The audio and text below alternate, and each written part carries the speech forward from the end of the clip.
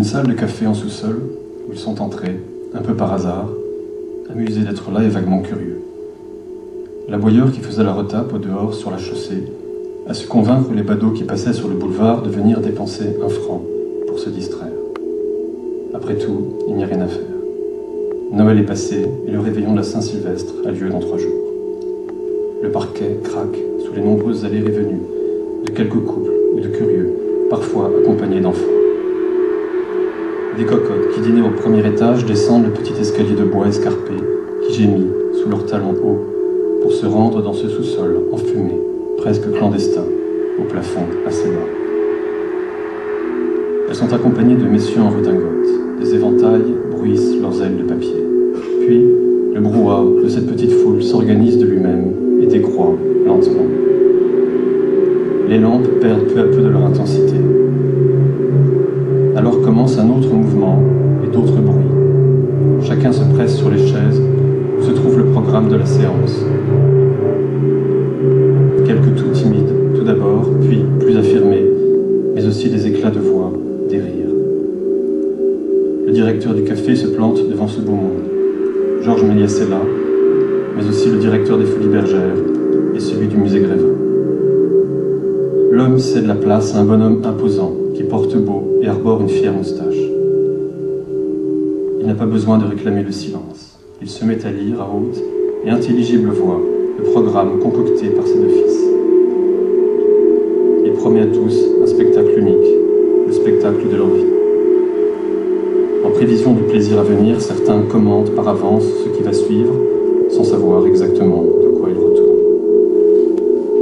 Parmi eux, il y en a, plus avisés, qui ont déjà vu de ces drôles d'images animées dans des jouets, la lanterne magique, et surtout le zootrope, petit carrousel en bois, qui permet, par la rotation de son tambour, de reconstituer les différentes phases d'un mouvement décomposé en autant de dessins.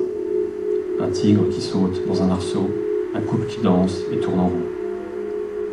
Plus élaboré avec son système de miroir réfléchissant, le praxinoscope à projection d'Émile Reynaud en 1880 offrait aussi un amusant théâtre d'illusions. D'autres, enfin, mais c'était dans des baraques, à l'écart, aux portes de la ville, et moyennant quelques sous, ont déjà vu par le trou d'une serrure des images sur verre grossissant de jeunes filles qui s'effeuillaient. Cela s'inquiète un peu tout de même, surtout que madame est à leur côté, et plusieurs bambins se sont mêlés à la foule du 14 boulevard des Capucines, dans le salon indien du Grand Café, ce samedi 28 décembre 1895. Tel autre se tient immobile. Il pense aux fantasmagories de Robertson, à ses histoires de fantômes et d'esprits sous la Révolution et l'Empire, ses têtes coupées qui volaient sur un drap blanc ou éclataient sur les murs pendant que la foule criait ou murmurait d'effroi. Celui-ci ne dit rien.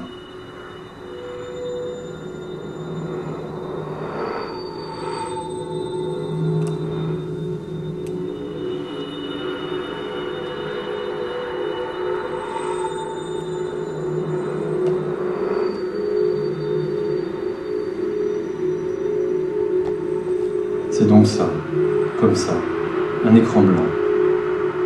À l'arrière de la salle, la machine en bois repose sur une sorte de trépied. Et aussitôt, le déclic de la manivelle actionnée par l'homme à moustache se fait entendre. Charles Moisson, c'est lui, chef d'atelier de l'usine Lumière, assisté de Jacques Ducombe. Et cela commence. Le mouvement de rotation dans la machine est transformé en oscillation régulière. L'appareil est actionné par un excentrique. Il permet l'avancée intermittente de la pellicule qui retombe au fur et à mesure dans un casier prévu à cet effet. Derrière les spectateurs retentit une rafale bruyante de machines à coudre qui attaquerait le tissu. Une machine qui tapote sans cesse, qui claque, tel un ressort agile, l'engrenage d'une montre, la bielle d'un train à vapeur. Et depuis, il ne s'est jamais arrêté. Le monde moderne s'est inventé dans les rouages de cette mécanique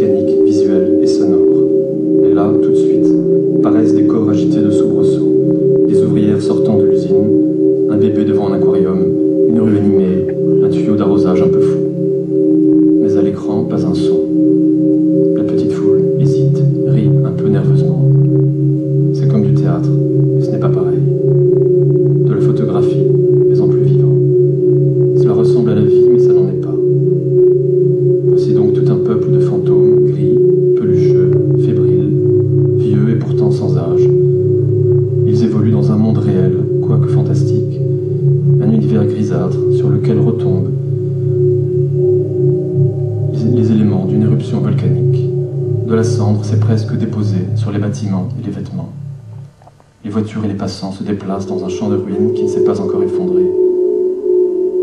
Ces images font semblant de montrer la réalité telle qu'on la connaît. En vérité, elles révèlent, à la manière d'un radiogramme, les ossements qui dorment en chacun, la distance qui sommeille dans l'agitation du jour, l'effondrement du présent dans le passé.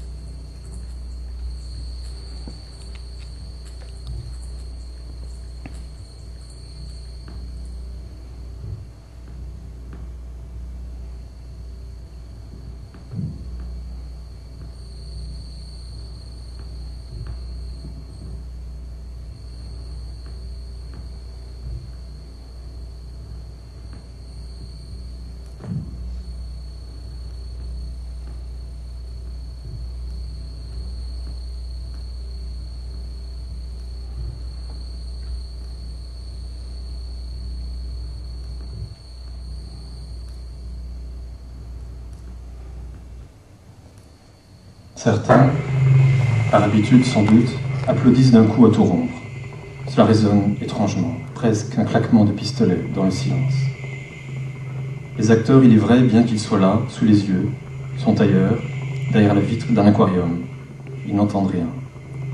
Solitude du public qui se met à murmurer devant ces figures géantes venues d'outre-tombe. La peinture au salon avait habitué les bourgeois à de la couleur, à de belles formes ondoyantes et surtout à des femmes nues qu'on regardait à l'œil avec la bonne conscience que donne l'art. Et voici que la vie, incertaine et pleine de hasard, reflue, avec ses mille imperfections, une vie grise, recouverte d'une fine et presque imperceptible pellicule de poussière. Le premier acteur, c'est donc un peuple filmé par ses patrons, qui sort d'une usine en 3 temps, d'abord dispersé, pris sur le fait, puis rassemblé, compressé pour tenir le temps de la bobine. La porte est ouverte, puis refermée, comme au spectacle. Le peuple, acteur de l'histoire, les patrons aux commandes. L'usine à rêve, ou sans rêve, sans trêve surtout. Des exclamations fusent. On s'agite sur sa chaise ici, dans le sous-sol.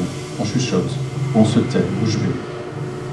Les autres scénettes sont innocentes, bien entendu, elles le sont toutes, comme ces ouvrières en jupe bouffante à qui on a fait répéter leur sortie dans cette 3e version publique calée sur le temps de l'enregistrement. Il y a tout de même cette porte entr'ouverte sur le côté gauche, dans l'embrasure de laquelle on devine un landau immobile, un des premiers accessoires du cinéma burlesque et du cuirassé Potemkin. 15 ans plus tard, les maris ou les amants de ces jeunes femmes iront s'entasser dans les tranchées boueuses de la Marne et de la Somme, tandis que les messieurs qui sortent du congrès de photographie à Lyon grossiront les rangs des va-t-en-guerre, fervents nationalistes, pères éplorés. Ici, dans les exclamations du sous-sol, quelque chose ne va pas. L'émerveillement est teinté d'inquiétude. Et tout d'abord, pourquoi est-ce décevant? Une telle désillusion. Mais si extraordinairement décevant. Ce n'est plus un jouet, un théâtre de poche, une féerie, un diorama, mais une machine à répétition, un rythme obsédant, une rotation saccadée, machine implacable à dérouler le temps. Un cliquetis de cadres d'aveugle trottoir noir de monde, ou une mitrailleuse qui tire sur une foule en colère. 10 ans auparavant, Étienne Jules Marais invente le fusil photographique. Un fusil dont les cartouches sont remplacées par de la pellicule. Il permet de prendre des clichés en rafale. Un an plus tard, en 1896, Maxime Gorky assiste à l'une des premières projections des Frères Lumière à la foire de Nijni Novgorod. Il écrit alors: un train de voyageurs avance vers vous depuis le lointain. Attention. Il fonce comme projeté par un énorme canon. Il fonce droit sur vous, au risque de vous écraser. Le chef de gare court le long du train. La locomotive silencieuse approche, sans un bruit, du bord même du tableau. Le public déplace nerveusement les sièges. Dans la minute qui vient, cette machine de fer et d'acier semble devoir s'élancer dans l'obscurité de la pièce pour tout écraser. Ce mouvement gris, d'ombre grise, silencieuse et muette, est angoissant à voir. Ne serait-ce pas une allusion à la vie du futur? Quoi qu'il en soit, cela ébranle les nerfs. On peut à coup sûr prédire une large diffusion à cette invention en raison de sa saisissante originalité. Mais sa portée est-elle si grande qu'elle puisse égaler pareille déperdition de puissance nerveuse? Son utilité est-elle capable de justifier la tension nerveuse dépensée lors d'un pareil spectacle?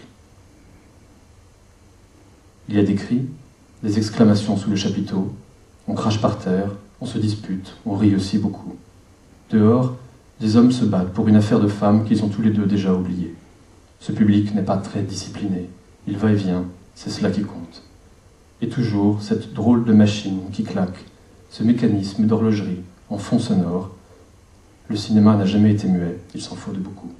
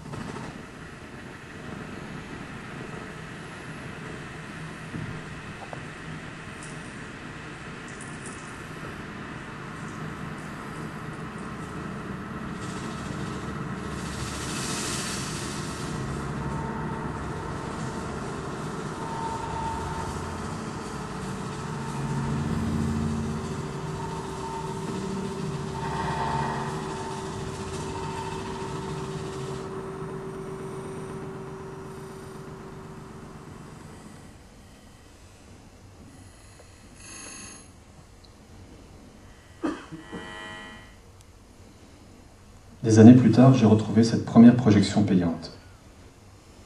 Sans le savoir naturellement, et à cause de cela sans doute, j'ai fait l'expérience d'une forme artisanale de cinéma des origines. Dans ce cinéma public, Payant, sonore et en couleur, à ce jour remplacé par un stupide restaurant, il n'y avait que 2 petites salles, jouxtant le trottoir étroit de la rue de Condé, où passe, aujourd'hui encore, une circulation bruyante qui s'engouffre là, après avoir traversé le carrefour de l'Odéon. L'une d'elles en particulier, la plus petite des 2, était proche de la rue et mal isolée. J'ai perdu le souvenir de tous les films que j'y ai vus. Me reste cette impression troublante que le cinéma ne protégeait pas vraiment de la vie, mais qu'il la rencontrait autrement. L'accélération d'un autobus qui soufflait bruyamment derrière le mur peu épais de notre salle, des coups de klaxon impromptus ou de frein, des bribes de conversation, venaient parfois se mêler au dialogue des protagonistes à l'écran. Les spectateurs qui ne connaissaient pas la particularité des cinoches s'en agaçaient. Il me semble n'être plus venu dans ce cinéma que pour entendre cela, l'intrusion de la vie dans l'imaginaire ou leur rencontre inattendue, la perméabilité constante des sons réels et des voix fictives. Cela prenait parfois la forme d'un collage ironique qui nous arrachait brutalement à la fascination. Alors que les samouraïs couraient fébrilement sous la pluie, un brusque coup de klaxon, accompagné d'une injure, retentissait sur notre gauche. Ou bien c'était un filage subtil, où il me semblait entendre ou rêver des voix off. 2 amants, filmés en gros plan, se regardaient sans un mot, au bord d'un lit, la tête renversée, tandis que des morceaux de phrases comme murmurés, des bouts de réalité et de vie dispersés naissaient et disparaissaient de l'autre côté. Ou encore ceci. Une jeune femme, haletante, pieds nus, fendait un champ de roseaux en pleine nuit. Et dans sa course ivre, elle devenait la nature. Une nature plein cadre, sans horizon, étouffante comme ces corps qui se jetaient l'un contre l'autre à tour de rôle. Et parfois l'herbe, froissée par le vent, dansait sous nos yeux. C'étaient des frôlements de flammes, des lames entrechoquées. Ces herbes étincelantes écrivaient le silence de 1000 façons différentes. Puis, un hurlement venait briser notre attente et le silence retombait, aussi brusquement qu'il avait été interrompu. Il se refermait comme une plaie cautérisée, nous laissant sans voix, au propre comme au figuré. Mais le cri venait du dehors. L'écran, c'était donc aussi cette mince cloison, tapissée d'un velours rouge douteux entre la rue et notre salle. Jacques Derrida suggère dans Autobiographie que l'oreille humaine est l'organe le plus réceptif, car on ne peut jamais la fermer, l'oreille, et même bouchée, elle entend toujours. Unheimlich est l'oreille, écrit-il. Unheimlich, ce qu'elle est, double, et ce qu'elle peut devenir, grande ou petite. Ce qu'elle peut faire ou laisser faire. Laisser, n'est-ce pas, puisque c'est l'organe le plus offert, le plus ouvert, rappelle Freud, celui que le nourrisson ne peut fermer, la manière dont on peut l'attendre ou la prêter. La mince cloison qui nous séparait du monde réel et nous reliait en même temps à lui était une oreille familière et étrange, étrangement familière, proche, lointaine. L'oreille est un corps retourné, ramassé sur lui-même, fœtus en formation perpétuelle. On entend aussi bien avec ses oreilles qu'avec son corps tout entier, qui résonne en profondeur et fait palpiter cette frêle cloison, l'entrée d'une qualité. Tandis que les images défilaient, il y avait donc cette autre bande-son, mince pellicule transparente, qui se superposait à celle de notre film, ou plutôt la bande-son d'un autre film, un film invisible, qui se déroulait là-bas, très loin, et pourtant derrière notre mur, un film que je croyais connaître par cœur, alors que je ne l'avais jamais vraiment vu.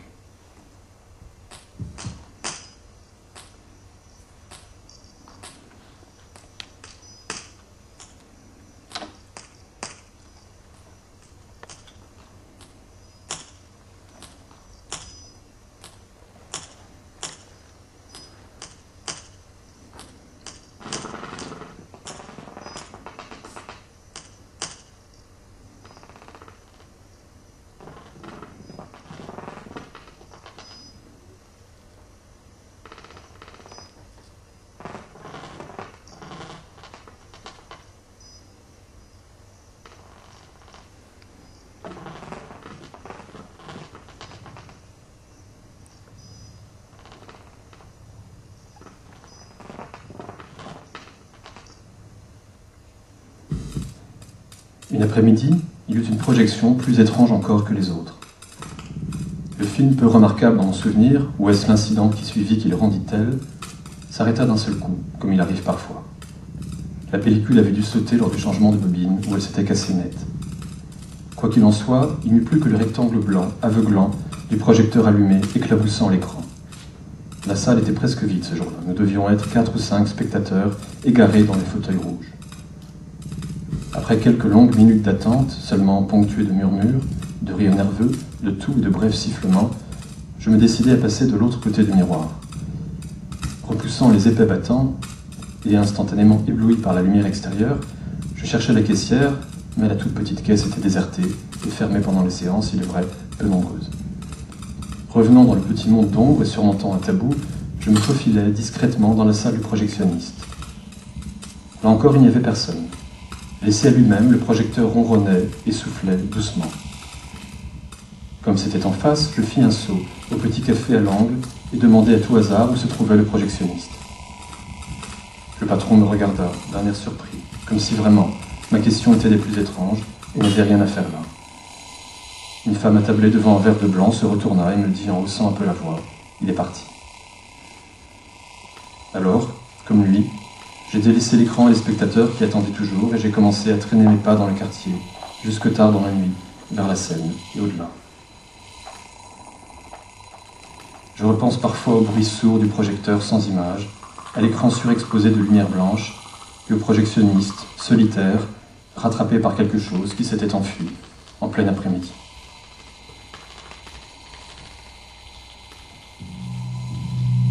À l'écran, ou dehors, des machines. Des machines à dérouler les images et les corps, des machines pour se déplacer, ralentir, accélérer, fuir, revenir. Puisque le temps est une pâte malléable qui s'étire sur des mètres et des mètres. Les trains et les voitures sont les premières caméras à objectif large. Un train, une voiture, c'est un cadre fixe et la possibilité de capter du mouvement, de zoomer ou de faire des panoramiques. C'est le début du cinéma qui est lui-même une machine hantée de trains et de voitures qui défilent sans cesse depuis l'entrée en gare d'un train à La Ciotat en 1896. Dans le livre des passages, Benjamin écrit « Le cinéma, démêlement, résultat de toutes les formes de vision, de tous les rythmes et de tous les temps préformés dans les machines actuelles. » Une machine à démêler le temps, pelote de laine sur un écheveau. Il faut un support pour que le temps se déploie et se déplie. Le temps du défilement des images et celui du déplacement des corps, c'est tout un. Une surface, un écran, une route, une route. Rien derrière et tout devant, comme toujours sur la route, écrit Kerouac. Le tapuscrit original est un rouleau, un volumen donc, et non un codex, un bloc, un livre fermé, mais un rouleau. Défilement d'une pellicule que les mots viennent frapper au passage pour accuser le rythme. Écrire sur une route qui défile pour écrire la route qui défile. Le sens est une matière qui est du sens qui est une matière. Des machines qui impriment le déroulement du temps. Une surface, un écran, une route. Les pas sur la chaussée. Une femme essoufflée chez Robert Aldrich qui court sur les sillons noirs d'une route goudronnée. Elle vient du premier cinéma et des autres temps qui ont noué leur film en lui. Les chevaux complexes et confus que ces jambes dénouent et déplient dans leur course folle. Elle court aussi à perte d'haleine depuis qu'un train à l'écran a effrayé leur premier spectateur. Puis, crissement des pneus dans les virages, freins bloqués qui hurlent sur les rails. On descend pas. Souffle énorme des wagons, on repart, allez, on repart. La nature s'anime. D'un coup, elle est tirée de sa torpeur de nature éternelle. Elle se précipite contre les parois de granit, malgré elle, entraînée par la machine ivre. La vitesse fait des couleurs sur les murs comme si elle traînait des doigts sales. Il y a du vert épinard, du bleu, du noir très sombre, des lignes blanches zigzags, très sautes, du ciel en plein après-midi. Baisse sans rare. Et mes souvenirs. Le train tonne sur les plaques tournantes, le train roule. Un gramophone graseille, une marche zigane. Et le monde, comme l'horloge du quartier juif de Prague, tourne éperdument à rebours. Le train sur les rails, c'est l'aiguille, micro-cire. Quelle machine nous rendra le son des voyages, le bruit du temps qui cogne dans la mémoire comme le battant d'une cloche fêlée, les pas d'une femme essoufflée qui court sur une route. Le temps se déroule toujours à l'envers d'un support.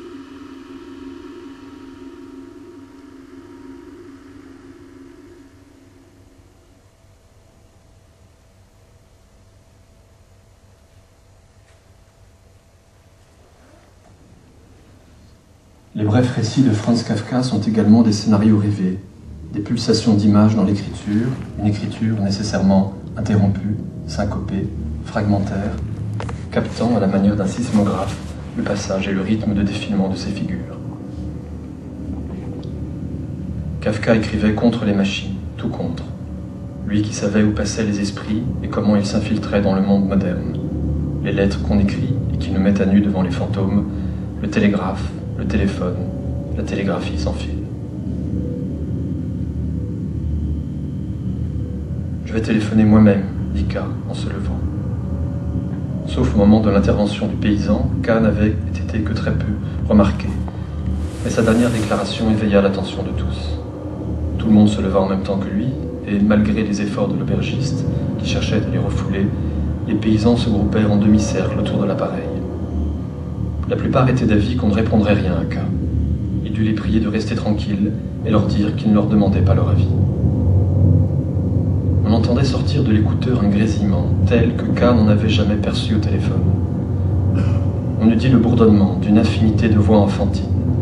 Mais ce n'était pas un vrai bourdonnement, c'était le chant de voix lointaines, de voix extrêmement lointaines.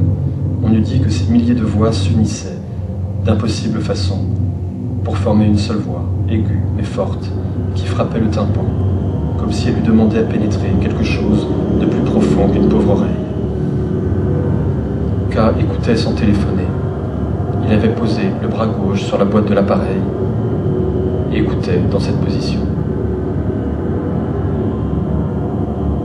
Alors parfois il faut que la machine grésille, grince, coince, s'interrompe et se grippe, qu'elle reparte avec ses 1000 sons. Il faut que le support surgisse, que les bruits de fond montent en puissance et en volume. Tous les sons, tous. John Cage l'avait compris, 4 minutes et 33 secondes de silence, c'est surtout 4 minutes et 33 secondes de bruit ambiant, tels ceux qui tapissaient, à n'en pas douter, la première projection publique, payante, de film muet, ce 28 décembre 1895. Tout. Voix, chaises déplacées, rire nerveux, chuchotement. Le train va repartir. La foule se presse derrière les guichets. Une autre sort de l'usine en souriant, avec un chien trop grand et une voiture tirée par un cheval. Une autre encore se bouscule dans un café noir de monde. Puis des hommes et des femmes, des enfants, des chiens, des chevaux avancent sous les bombes sifflantes. Et les morts tombent sur la route et les bas-côtés. Les villages défilent, peupliers, boue, champs retournés, rivières jonchées de détritus et de corps en pièces. La mitraille crépite, les morts tombent, les vivants les relèvent, ils tombent encore. Les étoiles sont des cris lointains, figés dans le ciel. Et ailleurs, il y a cette femme qui court, pieds nus, sur une route goudronnée, seule et en pleine nuit, haletante. Elle s'est échappée, sans doute, mais d'où? Elle court sur la ligne blanche. C'est l'aiguille affolée d'un micro-sillon.